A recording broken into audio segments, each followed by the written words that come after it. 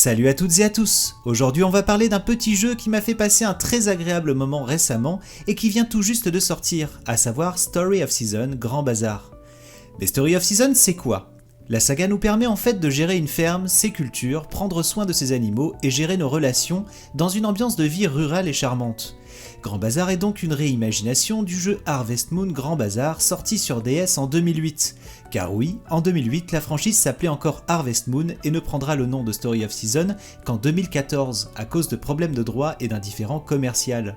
Dans son concept, Grand Bazar ne déroge pas à la règle et on y fait globalement la même chose que d'habitude. On est chargé de gérer sa ferme, sociabiliser avec les habitants de la petite bourgade de Zephyria et on doit prendre soin de nos animaux et nos cultures pour devenir le meilleur fermier de tout le continent.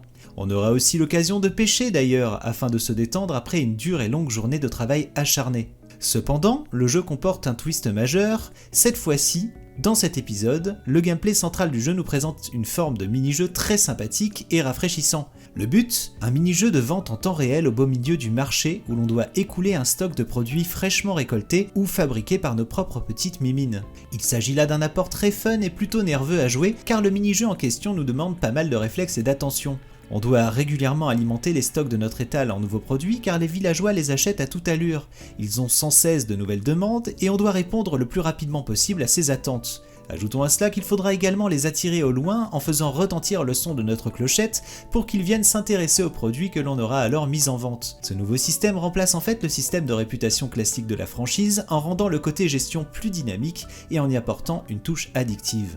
Un élément du jeu franchement réussi porté par des compositions musicales franchement pas dégueu et assez stimulantes dans les moments les plus tendus. En dehors du Grand Bazar, on retrouve ici toutes les forces habituelles de la franchise. On plante, on arrose, on récolte, on élève nos animaux, on cuisine, on trouvera même ici les fameux moulins à vent qui nous permettent de transformer nos ressources en objets de meilleure qualité, un petit ajout très sympa. On trouvera également les lutins, qui s'avèrent ici des alliés utiles, ils récolteront chaque jour des ressources pour le joueur, et nous offriront ainsi des bonus de vente pendant le marché.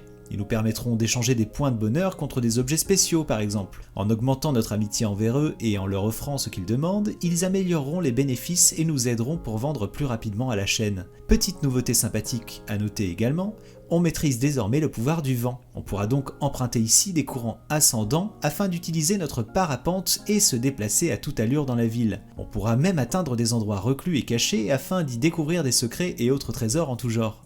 Son utilisation dépendra cependant des journées venteuses et des conditions météo.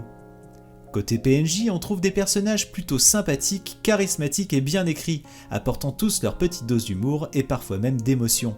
On pourra également participer à des événements spéciaux dans la ville afin de nouer des relations plus fortes et intimes avec certains d'entre eux. On aura par exemple l'occasion de se marier. Mais ça, c'est plutôt un classique dans la franchise. Malgré une simplicité d'écriture avec un scénario au ton léger, l'histoire est très plaisante à suivre et on y sent une vraie ambiance, qui m'a rendu instantanément nostalgique de l'époque de la DS et de ces petits jeux enchanteurs et colorés. Il y a beaucoup à faire avec tous ces personnages tous bien différents les uns des autres, apportant chacun sa petite touche d'originalité, que ça soit dans son design ou ce qu'il a à raconter. Globalement, Grand Bazar ne cherche pas à réinventer la roue, il veut juste nous offrir une expérience classique, solide, douce, agréable et un brin nostalgique. Et ça, il le fait parfaitement bien. L'expérience au global est très maîtrisée et les apports de la HD couplés à des graphismes mignons et enchanteurs contribuent à nous faire passer un excellent petit moment relaxant dans cet univers coloré. Ce jeu m'aura fait du bien aux yeux et aux oreilles. En résumé, Grand Bazar est un jeu qui vous fera du bien à vous aussi, simple sans être simpliste, mignon sans être trop enfantin, avec son lot de poésie et de beaux moments. Voilà, j'espère que ce petit test rapide vous aura décidé ou non à vous lancer dans l'aventure. Si vous aimez les jeux de type Stardew Valley ou encore Animal Crossing, même si ça n'est pas exactement le même type d'expérience à 100%, vous y trouverez normalement ici de quoi combler votre fin de jeu cosy, sans prise de tête. Je remercie une fois de plus Maximum Entertainment pour la clé qu'ils m'ont fournie et avec laquelle j'ai pu réaliser ce test et découvrir cet adorable petit jeu. Je vous souhaite à tous de très belles choses et de beaux jeux à faire, et avec tout ce qui sort actuellement, je crois qu'on a de quoi s'occuper d'ailleurs. La bise à tous et à toutes, et à très vite.